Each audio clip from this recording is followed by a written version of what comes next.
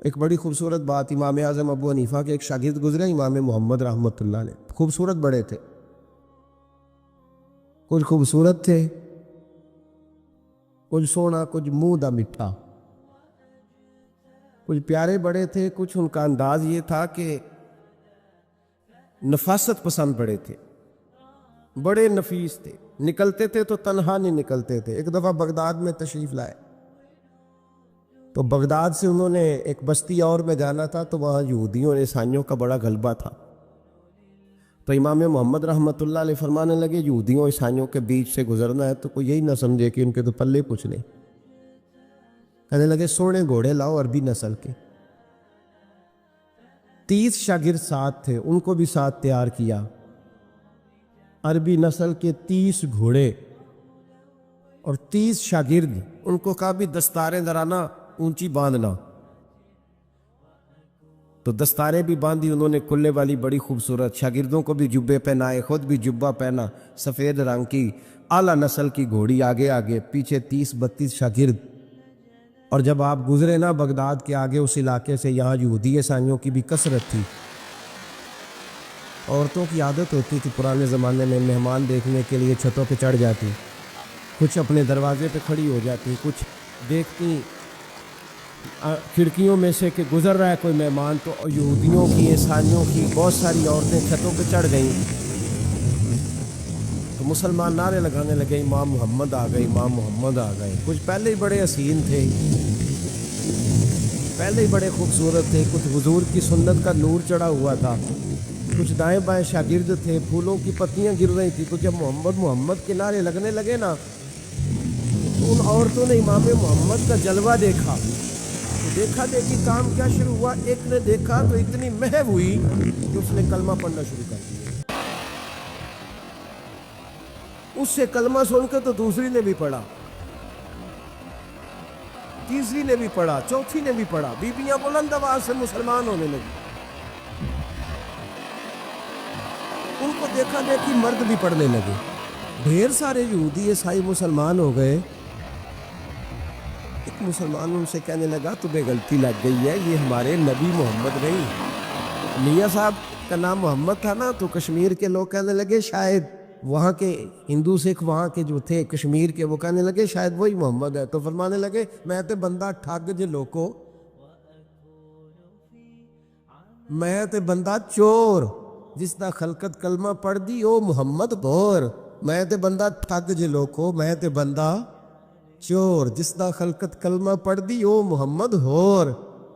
تو امام محمد رحمۃ اللہ علیہ کو نعرہ لگ رہا تھا، تو ایک بندہ کہنے لگا یہ وہ والے محمد نہیں، یہ ہمارے نبی پاک صلی اللہ علیہ وسلم محمد صلی اللہ علیہ وسلم نہیں، یہ وہ نہیں، یہ تو ہمارے ایک امام ہے امام محمد، وہ والے نہیں۔ اب وہ کچھ لوگ چپ تھے، کچھ سوچ رہے تھے، کچھ بات کر رہے تھے، تو ایک بوڑھی اماں اپنے انداز میں بیچ میں سے بولی، کہنے لگی چل بیٹا چھوڑ، ہمیں پڑھنے دے کلمہ، اگر مسلمانوں کے چھوٹے سے محمد کا یہ حال ہے تو بڑے محمد کا کیا حال، پڑھنے دے ہمیں کلمہ، یہ حال ہے ان کے غلاموں کا تو سرکار کا عالم کیا ہو۔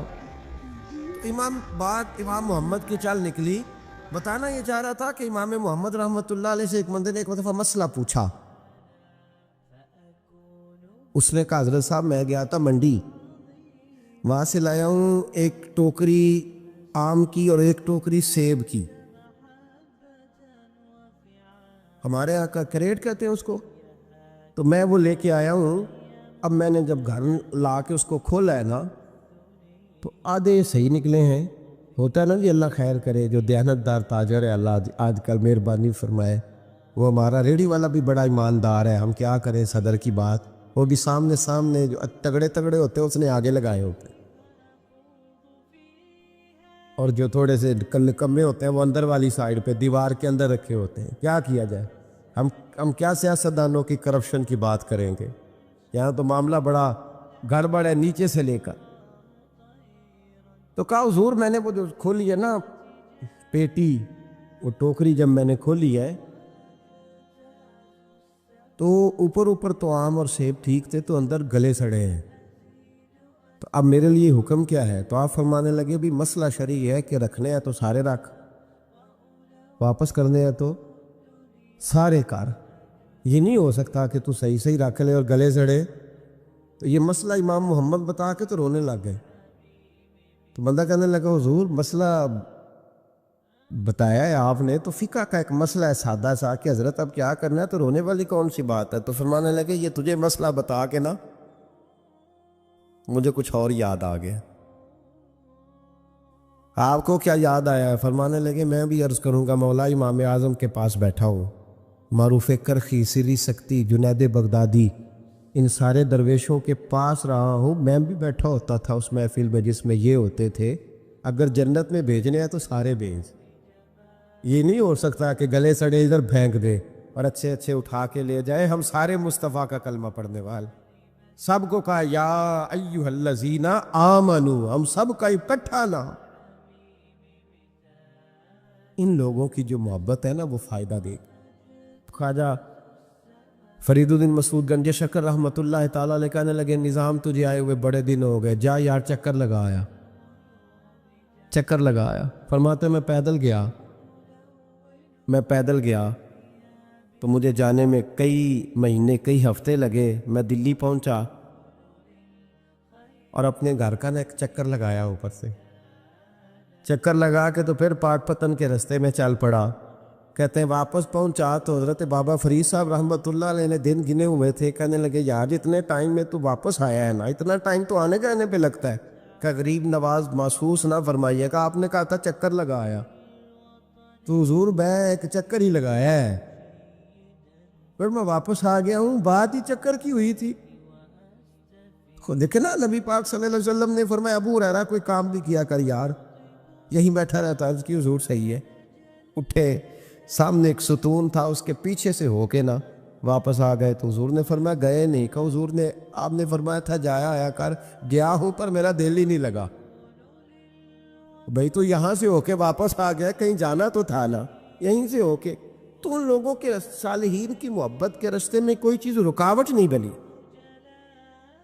ہمارے ہاں چیزیں رکاوٹ بنتی ہیں، اپنے اولیاء اللہ سے، صوفیاء سے، بزرگان دین سے، رب کریم کے بندوں سے، داتا علی اجمیری سے، خواجہ اجمیری سے، ان لوگوں سے پیار کریں، صالحین کی محبت دلوں میں پیدا کریں، صحابہ کا پیار دلوں میں پیدا کریں، اہل بیت نبوت کا پیار دلوں میں پیدا کریں۔ یار یہ حدیث جو ہے نا، یہ امید کی کرن ہے، یہ روشنی کا مینار ہے کہ میرے نبی پاک نے فرمایا جو جس سے پیار کرے گا قیامت میں اسی کے ساتھ رکھا جائے گا۔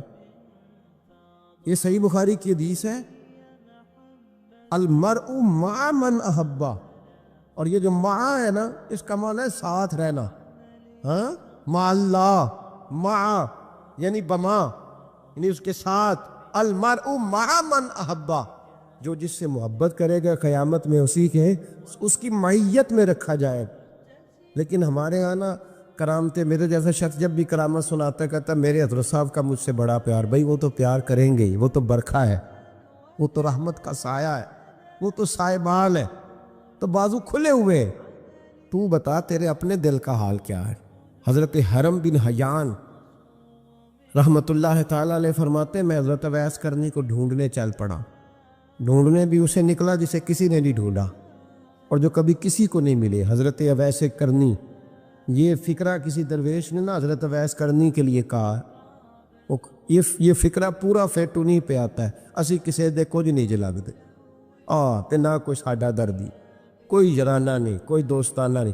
حضرت اویس کرنی کا مزار بھی کنفرم نہیں کہ کدھر ہے، بس اسی کسی دے کچھ نہیں لگ دے، کیا ضرورت ہے، بس ٹھیک ہے، اپنا جو ہے انداز سارے زمانے سے علیحدہ کر کے رکھا انہوں نے، علیحدہ، الگ تھلگ۔ تو حضرت خواجہ اویس کرنی کو ڈھونڈتے ڈھونڈتے کہتے ہیں میں گیا، کرن گیا، انہیں دھرم بھی نہیں، یہ داتا صاحب نے اس کو لکھا ہے، فرماتے ہیں میں گیا تو مجھے لوگوں نے کہا وہ تو حج کرنے چلے گئے۔ کہتے جب میں مکے گیا تو میں نے لوگوں سے پوچھا اویس کرنی آئے تھے؟ کہنے لگے ہم تو نہیں جانتے۔ یہ تو میرے جیسے لوگ ہوتے ہیں نا جن کی تصویریں زیادہ نکلتی ہیں، تو جن کی ویڈیو زیادہ ہوتی ہے تو لوگ زیادہ جاننے لگتے ہیں، ورنہ رب کریم کے بندے تو چھپے ہوئے۔ चक्कर में पड़े ही नहीं, कौन अवैस करनी। तो उन्होंने कहा कि हज़रत अवैस करनी, चेहरे पर बरस के दाग हैं, कमज़ोर सा वजूद है, दाढ़ी ज़्यादा घनी नहीं। जब हालात बताए तो कहने लगे इस तरह का एक शख्स आया था, उसने तवाफ़ किया था, पहले भी दुनिया करती है, पर जब उसने किया है ना तो उसके तवाफ़ ने वो खुद भी रोया है और भी बड़े रोए हैं। वो जब हजर अस्वद पे आया है तो रंग बदलता देखा है। कहा वो किधर गए? कहने लगे पूरा नहीं पता, इतना ज़रूर ख़बर है कि उनके अंदाज़ बताते थे कि अब मदीने जाएंगे। जनाब हरम बिन हयान कहते हैं कि मैं मदीने गया, मैंने ख्वाजा अवैस को ढूंढा। मैंने कहा यार मैंने हज़रत ख्वाजा अवैस करनी को मिलना है, किसी ने बताया है कि वो मदीना शरीफ आए। तो लोग कहने लगे हम नहीं जानते वो कहेंगे, लेकिन ना दुनिया जान गई, दुनिया में बड़ा कुछ हो गया, बाई नेम लोग जानने लगे, होटलों पर पहचानने लगे, सड़कों पर पहचानने लगे। लेकिन बात तो ये है कि जिनको पहचानना चाहिए अगर वो पहचान लें फिर तो बड़ी बात है, फिर तो बड़ी बात है। लेकिन अगर वहाँ ही पहचान ना हो सके तो फिर तो मामला बड़ा अलग सा है ना। अजीज़ भाई, हज़रत ख्वाजा अवैस करनी के बारे में पूछा तो मदीना शरीफ के ज़ायरीन और वहाँ के मकामी लोग भी कहने लगे कोई नहीं पता, हम नहीं जानते, मिले ही नहीं। तो कहा बारीक सा वजूद है, पुराना सा लिबास है, बरस के दाग है, चेहरे पे दाढ़ी ज़्यादा घनी नहीं, किसी को पास नहीं बिठाते। फिर एक जुमला और कहा, सुना है रोते हैं तो बड़े दर्द से रोते हैं, सुना है भीगी रहती हैं पलकें, सुना है उनकी पलकें भीगी रहती। मैं 2-4 दिन पहले किसी से सुन रहा था शेर, उसने कहा था एक वारी मेरियां अखियां तो उन्होंने अथरू पूंजे सन, हुण चस्का पै गया रोने दा, हर वेले या होजारी। कहते हैं कि वो इस तरह की उसकी कैफियत है। कहते हैं मैंने कहा यार वही तो अवैस करनी थे, किधर गए? कहने लगे कोई खबर नहीं। जब वो आए हैं तो उनके आने का अंदाज ही निराला था, सिसकियां और आहें निकल गईं उस शख्स की जब वो मदीने आया। हज़रत हरम बिन हयान कहते हैं मैं ढूंढता रहा, तलाश करता रहा, फिर मैं उनको ढूंढते ढूंढते इराक़ में आया तो नहर फुरात के किनारे एक कमज़ोर से आदमी को रेत के टीले पर बैठ के वज़ू करते देखा। कहते हैं जब उनका वज़ू मुकम्मल हुआ तो मैंने कहा अस्सलामु अलैकुम। कहते उन्होंने अभी चेहरा नहीं फेरा, वहीं बैठे बैठे कहने लगे वालेकुम अस्सलाम या हरम बिन हयान, या हरम बिन हयान वालेकुम अस्सलाम। कहते मैंने कहा कि मन अंता, आप कौन है? तो कहने लगे वही हूँ जिसे तुम मक्के और मदीने ढूंढता रहा। तो कहते मैंने कहा हुजूर आप मेरा नाम कैसे जानते हैं? बड़ा खूबसूरत जुमला है, अल्लाह करे आपको जी याद रहे, सबक कभी ना भूलना, ये सबक कभी ना भूल। बाबा साहब के मज़ार पे गए तो खाली आ गए, दाता साहब गए तो खाली, ऐसे ही चले गए। हम फारिग लोग थे, कोई काम नहीं था कि बाबा फरीद की गलियों में घूमते रहे। हम फारिग थे कि 2-2 बजे हजरत सुल्तान बाहू रहमतुल्लाह अलैह की जालियों के सामने खड़े रहे। हम कोई पत्थर चाटने वाले लोग थे कि आधी आधी रात बीत गई और हम बुजुर्गाने करमा वाला शरीफ खड़े रहे। ये कैसे हो गया कि मुहद्दिस आदम के मज़ार पे खड़े रहे? ऐसे ही कोई बात थी? हजरत वैसे करनी बोल कर फरमाने लगे, कहने लगे क्या कहा तूने कि मैं तुझे कैसे जानता हूँ? फरमाने लगे तू मुझसे प्यार करता है,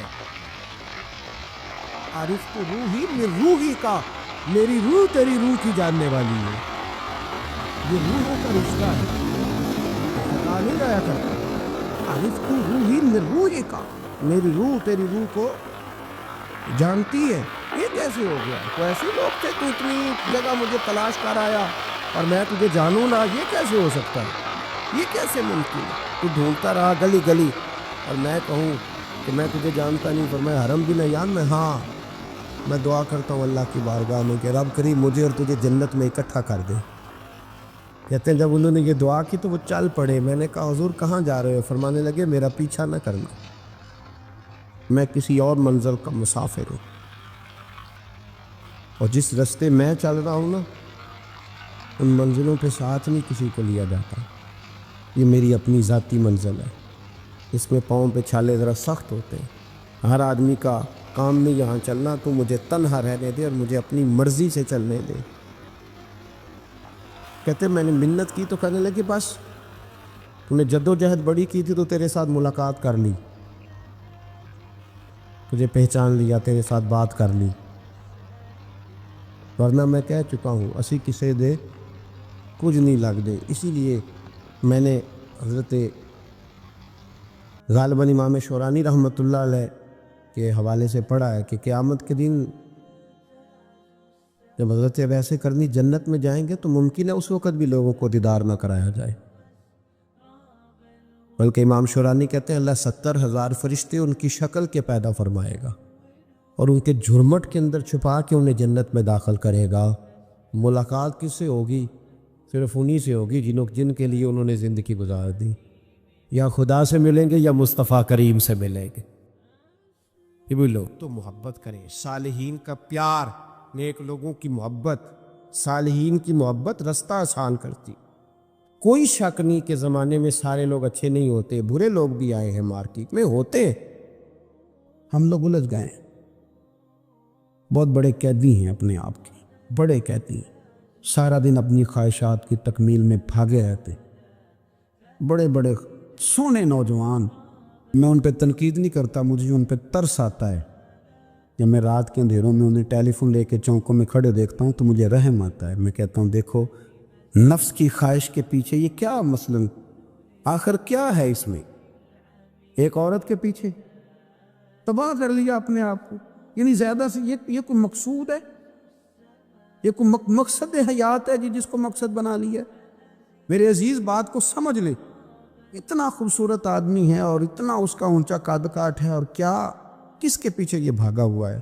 بڑا سمجھدار، دانشور، عقل مند آدمی، ذی روح بندہ، لیکن اس کا اسٹیٹس آپ یہ ملاحظہ کریں کہ وہ 20-40 ہزار کی خاطر جھوٹ بولتا ہے، دھوکہ دیتا ہے، فریب اور فراڈ کرتا ہے.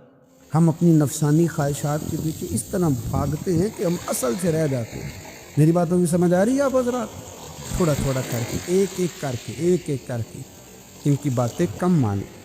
ضروری تو نہیں نا کہ سویرے ناشتہ بازار سے اپنی مرضی کا تگڑا کیا ہے، بازار سے لا پوڑیاں چنے بہترین کھائے، اور پوڑیاں چنے بھی کھائے نہیں، شاپر میں ڈالے ہوئے ہیں، اور وہ لے کے ابھی آ رہا ہے تو ساتھ ہی رستے سے گوشت بھی چھوٹا اچھا لگا تو 2 کلو وہ بھی لے آئے تو پوڑیاں چنے کھاؤں گا اور دوپہر کے لیے گوشت پکاؤں گا.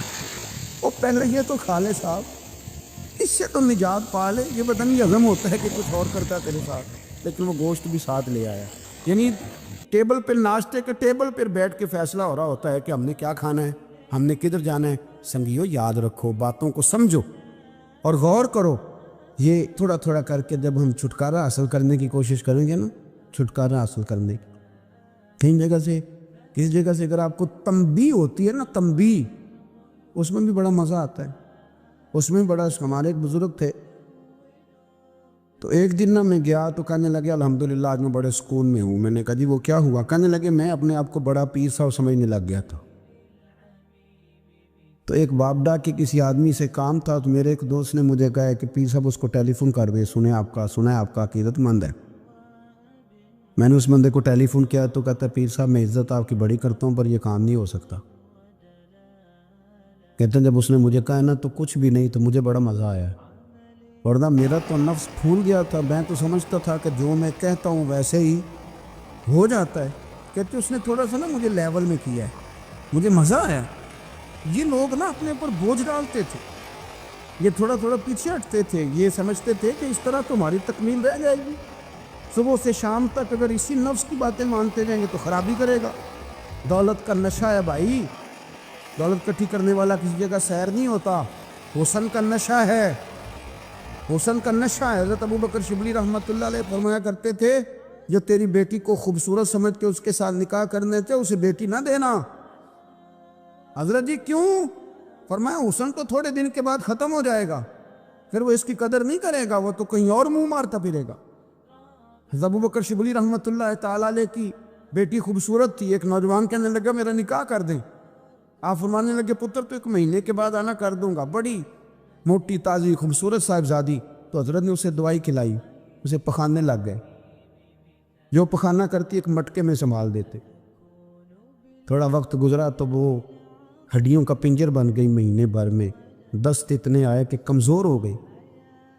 تو ابو بکر شبلی 1 مہینے کے بعد نوجوان کو بلایا, فرمایا ادھر آ تیرا نکاح کروں. بچے دکھائی تو وہ کمزور بستر پہ پڑی. فرمایا شادی کرنے لگا اسے نہیں میں نے کرنی. فرمایا یہ وہی ہے؟ کہنے لگا جی نہیں. فرمایا تو کہتا تھا مجھے عشق ہے, کدھر گیا تیرا عشق؟ کہنے لگا حضرت صاحب آپ کیسی بات کر رہے ہیں. فرمایا ادھر آ. پھر وہ مٹکا جس میں گند رکھا تھا وہاں لے گئے. فرمانے لگے تیرا اس کے ساتھ عشق تھا, یہ ہے تیرا عشق. فرمایا اسے تو میں 4 دن روٹی کھلاؤں گا پھر تندرست ہو جائے گی, لیکن میں دیکھنا چاہتا تھا کہ تو میری بیٹی سے پیار کرتا ہے یا اس کے چہرے پہ آنے والی کچھ وقت کے لیے سرخی سے پیار کرتا ہے, اس لالی سے پیار کرتا ہے جو جوانی کے وقت بچوں اور بچیوں پہ آتی ہے. کس چیز کے دل دادا؟ یعنی کیا مطلب؟ نفس کی غلامی, سراسر غلامی, اور پلٹ پلٹ کے اور بڑے بڑے سیانے بندے چھوٹی سی آواز, بڑا سمجھدار آدمی, بڑا سیانا بندہ. میں ایک بڑے بزرگ عالم سے ملنے گا تو پائے پکارے, خود پائے پکارے. تو وہ بڑے پیار کی بات ہوتی ہے نا. تو تامت باندھی ہوئی اور بڑی جناب خستہ حالی, اور وہ پائے پکا رہے ہیں. تو میں نے ان سے کہا حضرت جی پائے تو کسی اور نے بھی پکا لینے تھے, آپ بخاری لے کے بیٹھتے, چلو میری طرح کا کوئی بندہ آپ سے استفادہ بھی کر لیتا. اب پائے آپ لائیں گے, پھر پکائیں گے, پھر آپ کھائیں گے, تو یہ تو 24 گھنٹے آپ کسی کام میں گزر جائیں گے. یہ چھوٹی سی خواہش کی, میں کسی چیز کو حرام نہیں کہہ رہا. قرآن پاک کی جو آیت پڑھی ہے صرف اس کی تفسیر آپ کے سامنے عرض کر رہا ہوں. ہماری خواہشات ماں پالتی ہے, آپ کو نہیں پتہ کتنے دکھ سہتی ہے. میں ان ماؤں کو جانتا ہوں جو بیٹے کی حصوں کی مار بھی اس کے ابے سے کھاتی ہے, مار کھاتی ہے. ایک خاتون ایک کان سے سنتا نہیں, میرے پاس ایک دفعہ آئی, کہنے لگی 60 لگ گئی سی, کوئی دعا کر دی, کیا کوئی وظیفہ پر ڈاکٹر کہتے ہیں ٹھیک نہیں ہو سکتا. میں نے کہا باجی صحیح بتاؤ مسئلہ کیا ہے؟ نہیں کچھ نہیں. مسئلہ کیا ہوگا؟ پتر غلط نکل آیا, اس کا باپ روز مارتا ہے. میں آ بھی گئی تو اس نے ایک تھپڑ میرے کان پہ مار دیا, پردہ پھٹ گیا. مائیں مار کھاتی ہیں, لیکن وہ پتر جس کو بڑی محنت سے پالا ہے, وہ جوان ہوتا ہے تو اماں سے کہتا ہے تجھے چھوڑ دینا ہے, پر جس لڑکی سے میرا ٹیلی فون پہ رابطہ ہے اسے نہیں میں نے چھوڑنا, وہ نہیں چھوڑ سکتی. ہر شے کچل جاتا ہے وہ. اماں کبھی لیٹ کے رات کو سوچتی ہے کہ یہ تو میری کل کمائی تھی, میں تو آج بھی اس کے حصے کے تھپڑ اپنی گالوں پہ برداشت کر رہی ہوں, تو یہ کدھر گیا؟ اردشیر نام کا بادشاہ تھا. حضرت محدث ابن الجوزی آج سے کچھ 700 سال پہلے لکھتے. اردشیر بادشاہ بڑا خوبصورت تھا, جوان تھا, بڑا عقل مند تھا. اس نے اس طرح کی قریب کی ساری ریاستوں پہ قبضہ کر لیا. بڑا عقل مند زیرک تھا, قبضہ ہو گیا. ایک بادشاہ بڑا سخت تھا, اس کے ساتھ جب پنجہ آزمائی ہوئی تو اردشیر کہتا ہے اس پہ میرا قبضہ نہیں ہو رہا تھا, اور جب ہم نے ساری ریاستوں نے مل کے اس پر حملہ کیا تو ایک قلعے کے اندر قلعہ بند ہو گیا. اردشیر بڑا خوبصورت آدمی تھا, بڑا سمجھدار تھا, تو وہ بادشاہ قلعہ بند ہو گیا, اس نے کہا نکلنا ہی نہیں. اب وہ اندر بند ہے, یک بارگی حملہ کیا تو وہ بڑا قلعہ تھا اس میں بند ہو گیا. اس بادشاہ کو نا جس پر حملہ کیا, اس کی بیٹی اچانک ایک دن قلعے کی دیوار پہ چڑھی تو اردشیر کے حسن و جمال کو دیکھا تو عاشق ہو گئی, اور اپنے ہی باپ کے خلاف اسے کہنے لگی کہ اگر تو میرے ساتھ شادی کا وعدہ کرے نا تو میں تجھے رستہ بتاتی ہوں حملہ کرنے کا. اس نے کہا میرا وعدہ رہا, رستہ بتایا. اس نے رستہ بتایا اس لڑکی نے, اور بادشاہ نے حملہ کیا تو اس کا باپ قتل کیا, اس علاقے پہ قبضہ کیا, شادی کے وعدے پہ. ہاں نفسانی خواہش بندے کو اندھا کر دیتی, نہیں سمجھ آتی اس کو میں کدھر جاؤں, اندھا کر دیتی. حملہ کیا, اور جب اس لڑکی کو لے کے آیا نا اپنے محل میں, تو پہلے دن شادی کی پہلی رات تھی, بستر بچھایا کنیز نے, تو وہ کبھی کروٹ ادھر بدلتی کبھی ادھر بدلتی. تو بادشاہ کہنے لگا کیا ہے؟ کہنے لگی بستر میں کچھ ہے, مجھے تکلیف دے رہی. اس نے چراغ جلائے, اور جب بستر اٹھایا تو اتنا سا دھاگا نکلا. دھاگے سے عموماً تکلیف نہیں ہوتی. تو اس نے کہا تو اتنی نرم نہ ہوگا کیا کہ دھاگا. کہنے لگی میرا باپ نا میرے سے اتنا پیار کرتا تھا کہ روز میرا بستر بھی خود بچھاتا تھا اور اس نے آلہ رکھا ہوا تھا, وہ ناپتا تھا کہ کوئی پایا اونچا نیچا تو نہیں, میری بیٹی کا بھینس سوتے وقت خراب نہ ہو جائے. اور میرے لیے گوشت اور کپڑے بھی خود پسند کر کے لاتا تھا, کھانے پینے کا خود خیال کرتا تھا. اور بشیر کہنے لگا اچھا وہ اتنا پیار کرتا تھا, پھر تو نے اس کے ساتھ کیا کیا؟ کہنے لگا بلاؤ کنیزوں کو. کنیزوں کو بلایا, فرمایا اس کو اٹھاؤ اور جلاد کے پاس لے جاؤ, اسے کہو کہ اس کے بال ایک گھوڑے کے ساتھ باندھے, پیر دوسرے گھوڑے کے ساتھ باندھے, اور ایک گھوڑا ادھر بھگا دے کدھر بھگا دے. یہ جس کے باپ نے اتنا پیار کیا, یہ نفس کی اتنی غلام ہے کہ اس کی وفادار نہیں رہی تو میری وفادار کیسے بنے گا؟ اس نے اتنے نازوں سے پالا کہ دھاگا اسے برداشت نہیں. او یارو یاد رکھو, اگر نفس کی غلامی کرو تو بڑے بڑے وفاداروں کو چھوڑ کے غلامی کرو تو پھر کہو وفادار مل جائیں. کوئی بول لڑا نہ بول بیٹھی ہوں دے خسم ناراض بڑ بولیاں دے کہاں سر کھائے کہ بل بل ٹھنڈ پائے. بڑے فرق نہیں سجنا بولیاں دے جڑیاں خسماں دی وچ رضا وسن, بھاگ جاگ جاندے انہاں گولیاں دے. آپ ادلیاں نو سردار پہن ٹکے تے شرما والیاں نو چوٹے ڈولیاں دے. اپنے نفس کے پیچھے چلو گے تو یہ تباہی ہے. جب ہم نے کسی سے وفا نہیں کی تو یہ کیا امید ہوئی کہ دنیا ہم سے وفا کرے گی؟ اللہ رسول کی مرضی کے مطابق اصول پسند زندگی بنائے, ایک ایک کر کے اپنی خواہشات سے پیچھے ہٹے, تھوڑے پہ گزارا کرنا سیکھیں, اپنے نفس کو سمجھائیں. ضروری نہیں کہ روٹی ہر وقت مزے کے لیے کھائی جائے, کبھی کمر سیدھی کرنے کے لیے خشک روٹی بھی کھا کے دیکھو. کبھی سادہ کھانا اس پہ بھی اکتفا کرو. کبھی تھوڑا کھر کے اچھے طریقے سے سادے کمرے میں بھی اللہ کو یاد کر کے دیکھو. نفس کے پیچھے نہ بھاگیے گا, تباہی کرے گا. فرمایا خواہشوں کے پیچھے نہ چلنا, تمہیں اللہ کے راستے سے بہکا دیں گی. اور فرمایا بے شک ان کے لیے سخت عذاب ہے جو اللہ کے راستے سے بہک گئے. اور کیوں سخت عذاب ہے؟ اس لیے کہ انہوں نے آخرت کے دن کو بھلا دیا. آخرت کا دن بھلا دیا, پیچھے کا خواہشوں کے پیچھے نہ چلنا, تمہیں اللہ کا راستہ بھلا دیں گی. مفہوم آیت یہ ہوا, قرآن نے ہمیں ارشاد یہ فرمایا کہ خواہشات نفس کے پیچھے چلو گے آخرت کو بھول جاؤ. تمہارے ذہن میں یہ بات نہیں رہے گی کہ میں نے مرنا بھی ہے. پھر لوگ معاذ اللہ ثم معاذ اللہ یہ کہیں گے کہ بھائی یہاں جینے دو نا, پھر آگے جائیں گے تو دیکھی جائے گی. بھول گئے مرنے کو. ہماری ساری جدوجہد زندہ رہنے کے لیے ہے, ساری 60-70 سال کے لیے سارا کچھ ہے. آپ دیکھ لیں, ٹٹول لیں کسی بندے کو, صرف جتنی محنت کر رہا ہے وہ جینے کے لیے کر رہا ہے. رب قریب کے بندے جتنی محنت کرتے تھے مرنے کے لیے کرتے تھے, مرنے کے لیے کوشش کرتے تھے کہ مر جائے. اس کے لیے جدوجہد, ہم جتنی جدوجہد کر رہے ہیں ساری جینے کے لیے, جینے کے لیے. میرے رسول کریم صلی اللہ تعالیٰ علیہ وسلم کا فرمان ہے مسند امام محمد بن حنبل میں, اور بڑا نرالا, بڑا انوکھا اور بڑا معنی خیز ہے. حضور سید عالم صلی اللہ تعالیٰ علیہ وسلم نے فرمایا بڑا بیوقوف ہے وہ شخص. ذرا ترتیب دیکھیے, حضور کی زبان سے نکلے ہوئے حکمت کے موتی. مسند امام محمد بن حنبل فرمایا وہ بڑا بیوقوف بندہ ہے جو چلتا اپنی خواہشات نفس کے پیچھے ہے اور امید یہ رکھتا ہے کہ رب مجھے آخرت میں انعام عطا کرے گا. چلتا کس کے پیچھے؟ خواہش کے پیچھے.